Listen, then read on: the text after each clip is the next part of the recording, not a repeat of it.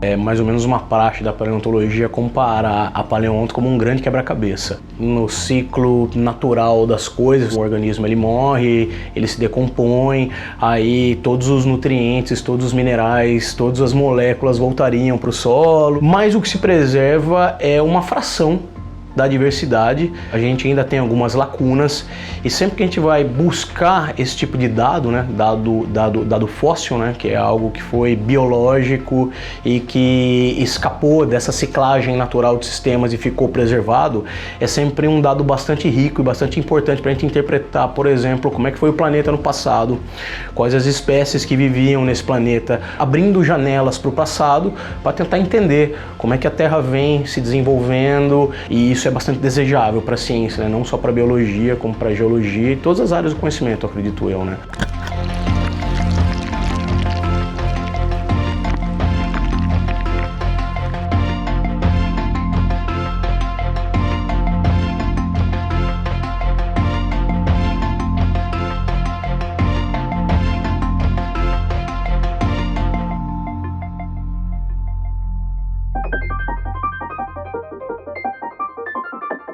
A minha especialidade é crocodilianos extintos, então eu trabalho com linhagens crocodilianas. O nosso projeto envolve mais ou menos aí uns 8 pesquisadores e mais ou menos 4 instituições aliadas à nossa, né? Parte deles foi para o campo e aqueles que não puderam ir, por exemplo, estão aguardando a gente repassar os materiais para serem estudados, né? Aí vai envolver os nossos alunos, envolve os alunos deles. Eu tenho alunos aqui, a maioria é da biologia, mas eu tenho 2 alunos da matemática. A gente tenta cobrir todo o espectro do conhecimento, já que a gente está no campo, né? Uma vez que a gente está usando uma verba pública, é um trabalho grande. Então, assim, o máximo de pessoas com áreas distintas do conhecimento, acredito que seja a coisa mais desejável a se fazer, né, no caso.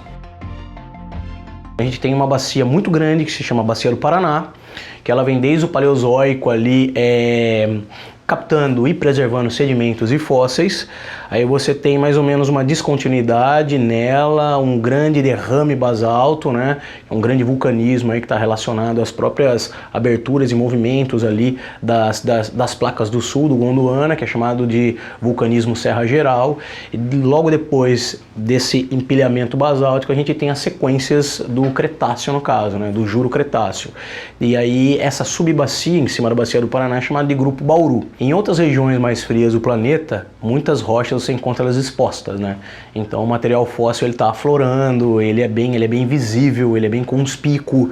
Só que a gente está falando de um país que está numa região tropical, subtropical, onde você tem um intemperismo tanto pelas águas, tanto pelos vegetais, que eles transformam essa rocha rapidamente num solo. Então assim, está tudo coberto por vegetação no caso, né? A gente não vai aleatoriamente, por exemplo, e começa a bater a esmo no achismo. Ah, eu acho que aqui tem, e aí começa a fazer um buraco lá.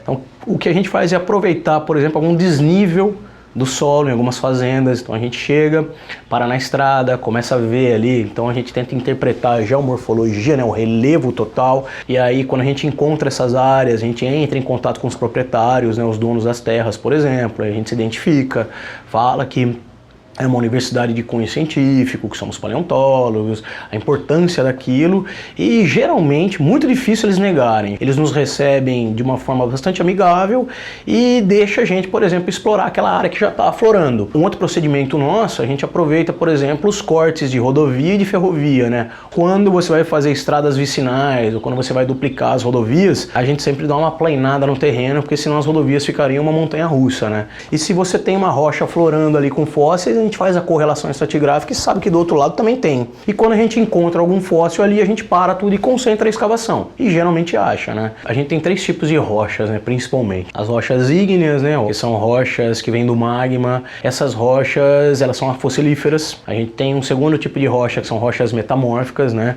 Então são rochas pré-existentes que sofrem pressão, sofrem cozimento, elas alteram seus minerais. E o terceiro tipo de rocha, que é a rocha que a gente deseja, né? Que a gente rastreia, são são os pacotes sedimentares, né?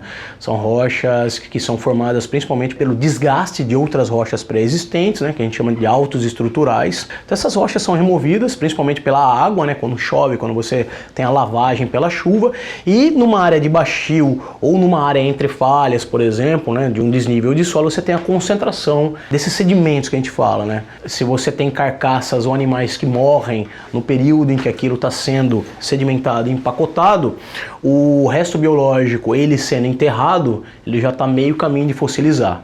Ao longo do tempo, você vai ter trocas físico-químicas, né, do material biológico original com os minerais que são trazidos ali, que estão contidos nessas rochas sedimentares. E aí a gente rastreia essas sequências sedimentares em busca dos fósseis. Na região onde a gente estava, geologicamente a gente interpretou aquilo como um paleolago, onde chegava um fluxo de rio, por exemplo, a gente encontrou muitos vertebrados. Só que a gente não tinha registro de dinossauros ainda para lá. Então a gente não sabia se naquela região geográfica tinha. E a gente não sabia também se tinha invertebrados naquele ambiente aquático, por exemplo, porque ele poderia ter condições ali, tanto de salinidade, quanto algum tipo de condição biótica, por exemplo, que inviabilizasse o estabelecimento de comunidades de invertebrado. Então esse campo a gente achou. Os animais, eles são entidades biológicas que assim que o planeta muda, eles são impactados com isso, ou de uma maneira favorável ou de uma maneira desfavorável. A gente pode entender isso e pode intervir, a ponto de que a nossa intervenção não prejudique o restante do funcionamento do planeta. Então é um jogo bastante delicado. A gente quer permanecer no planeta, certo?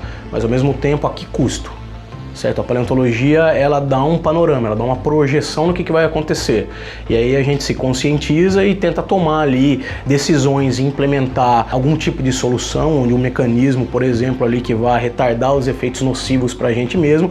A gente tem que ter consciência de que o planeta não é nosso. A gente trata o planeta como algo nosso, mas o planeta pertence a todos os seres, né? Não é um monopólio humano.